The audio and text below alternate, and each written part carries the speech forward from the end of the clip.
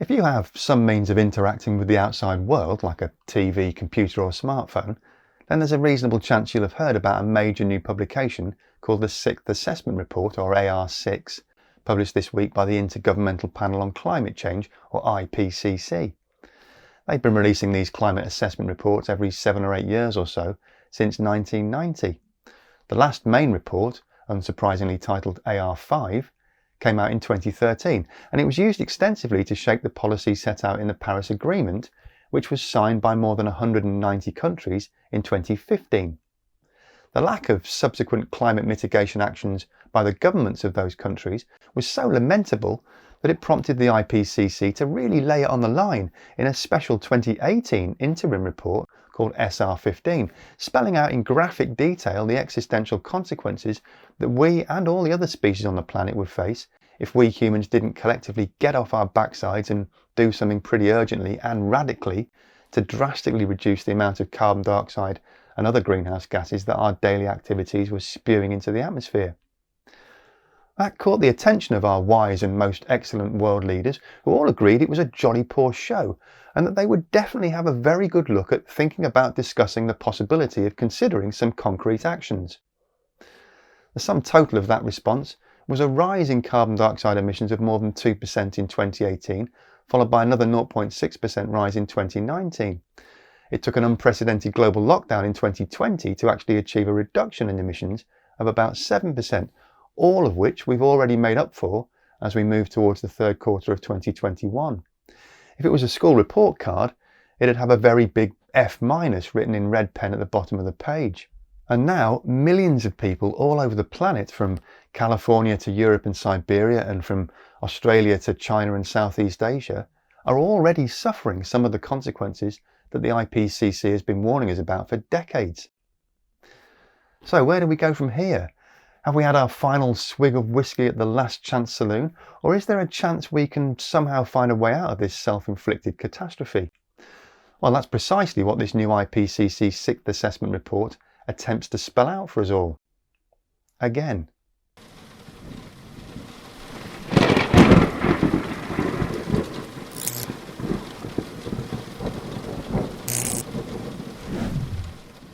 Hello, and welcome to Just Have a Think.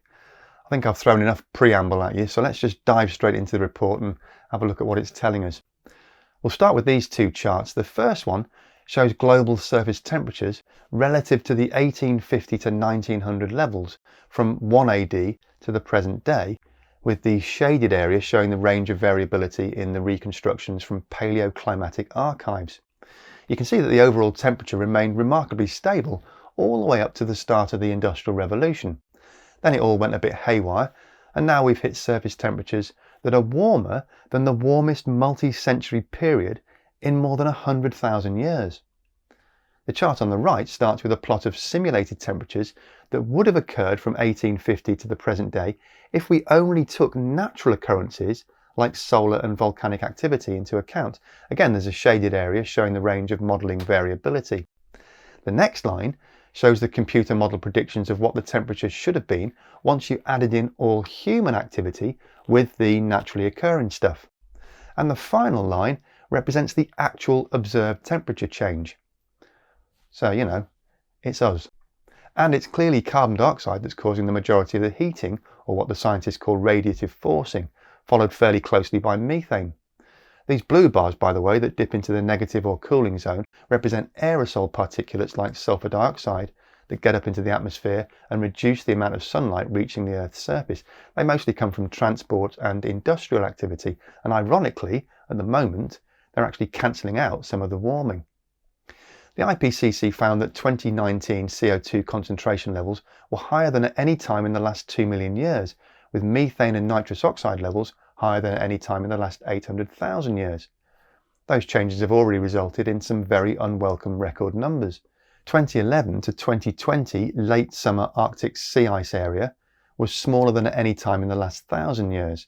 Since 1950, almost all the world's glaciers have been retreating at rates unprecedented in at least the last 2,000 years. Global sea levels have risen faster since 1900 than they have in any other century in the last 3,000 years. The global oceans have warmed faster in the last century than any time in the last 11,000 years. Extreme heat waves have become more frequent and more intense across most land regions since the middle of last century, while cold extremes have become less frequent and less severe. Some of the hot extremes of the past 10 years would, according to the IPCC, have been extremely unlikely to have happened without human influence on the climate systems. It's also likely that our activities have increased the chances of extreme wildfires and floods like the ones we've been witnessing in the last few years.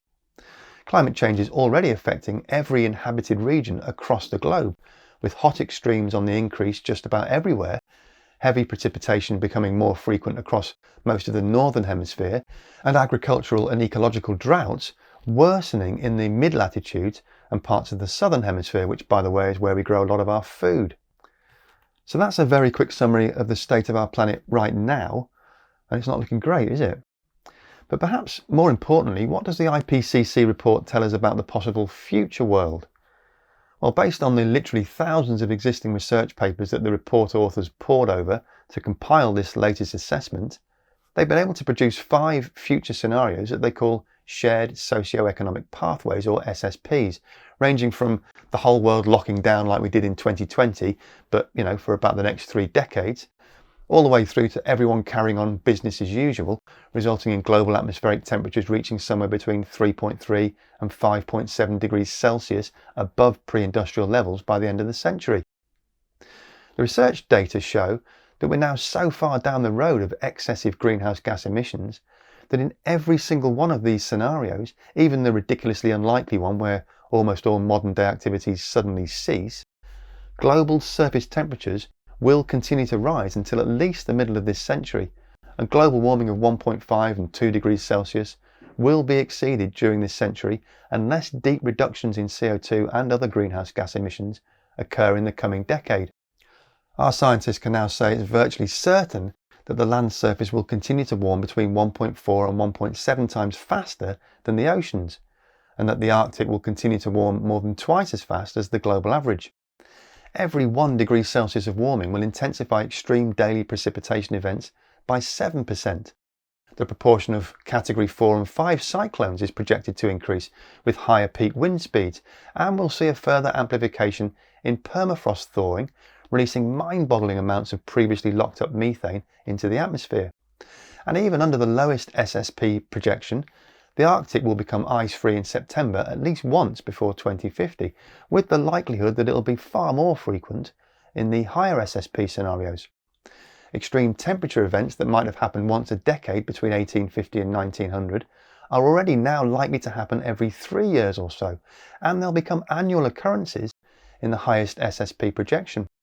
A really mega extreme heatwave event with mass casualties and fatalities that might have been expected to happen perhaps only once or twice in the whole of the 19th century is already now likely to hit us once a decade and could be happening every other year by the end of this century in the worst case scenario.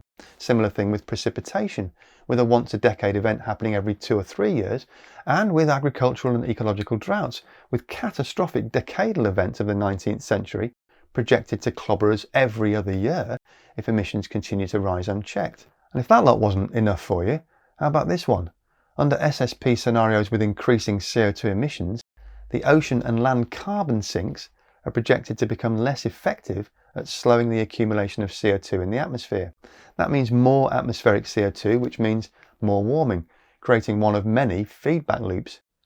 The magnitude of feedbacks between climate change and the carbon cycle becomes larger and more uncertain in high CO2 emission scenarios too. And that doesn't include what the IPCC describe as additional ecosystem responses to warming not yet fully included in the climate models, such as CO2 and methane fluxes from wetlands, permafrost thaw and wildfires, all of which will further increase concentrations of those gases in the atmosphere at levels that we can't yet predict. How are you doing so far? We're not finished looking at our children's bleakly dystopian future just yet though, because the report also finds that many changes due to past and future greenhouse gas emissions will be irreversible for centuries or even millennia. Mountain and polar glaciers are now committed to melting for decades or centuries to come. Permafrost thaw is irreversible for many centuries. The Greenland ice sheet is virtually certain to continue melting throughout the 21st century, and even the previously presumed rock-solid Antarctic ice sheet is likely to continue losing mass. It's virtually certain that we'll see as much as half a metre of sea level rise even in the best case SSP scenario, and possibly up to 2 metres by 2100 in the worst case. According to this 2019 study, 2 metres of sea level rise would leave 630 million people living on land below projected annual flood levels, not to mention the catastrophic storm surges that would regularly wreck infrastructure and endanger lives in many coastal cities, including some of the biggest and richest like London, Miami, New York and Shanghai. And because of our lack of knowledge about the stability of the ice sheets and deep uncertainty about how quickly they may give way, the IPCC cannot rule out 5 metres of sea level rise by 2150 under a very high greenhouse gas emission scenario. They also can't completely rule out what they call low likelihood outcomes like complete ice sheet collapse, abrupt ocean circulation changes, compound extreme events and warming that's substantially larger than the assessed very likely range. All these things, say the IPCC, must be taken into account as part of policymakers' risk assessments. One of the most significant ocean circulations is the Atlantic Meridional Overturning Circulation, or AMOC, made famous in the film The Day After Tomorrow. The IPCC found that the AMOC is very likely to weaken over the 21st century. It won't have the effect that the folks in Hollywood dreamt up for the film, but it could cause significant disruptions to global weather patterns. All sounds a bit apocalyptic, doesn't it? So what does the IPCC conclude we need to do to avoid the worst of these existential calamities? Well, it won't surprise you to learn that they tell us we need to reach a minimum of net zero CO2 emissions as fast as possible. Between 1850 and 2019, we humans put about 2,400 billion tonnes of carbon dioxide into our atmosphere, and we're still spewing out around 40 billion tonnes a year today. There's a near linear relationship between cumulative emissions and global warming, as this chart illustrates. Every tonne of CO2 counts, and every 1,000 billion tonnes is assessed as likely causing around half a degree of extra warming. So as this table shows, if we're to have an 83% chance of limiting global warming to 1.5 degrees Celsius above 1850 to 1900 levels, then we've only got 300 billion tonnes of CO2 left to play with. That's less than 8 years' worth at today's emission rates. As in previous reports, the IPCC looked to carbon removal and storage technologies as their only real solution for keeping CO2 levels below critical limits. That's things like direct air carbon capture, or DACS, and carbon capture, utilisation and storage, or CCUS. Those technologies don't yet exist at anything like the required scale though, not even close. Several orders of magnitude out, as the science pods would say. So as our world leaders congregate at the COP26 climate conference in Glasgow in November this year, we need them to be making firm, binding commitments to drastically reducing fossil fuels in transport, industry and energy sectors, and pushing as hard and as quickly as possible towards the rollout of the now very cheap renewable technologies of wind and solar. So have we had our final swig of whisky at the Last Chance Saloon? On the basis of this report, the answer is probably yes. COP26 could well be our last real opportunity to reach international consensus and cooperation on a global strategy, the like of which the world hasn't seen since the end of the Second World War. Let's hope they don't mess it up, eh? That's it for this week. A big thank you, as always, to the folks at Patreon who keep these videos completely independent and ad-free. You can join the team at Patreon by visiting www.patreon.com/justhaveathink.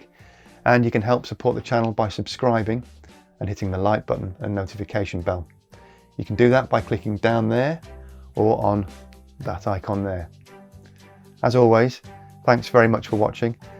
Have a great week if you can, and remember to just have a think. See you next week.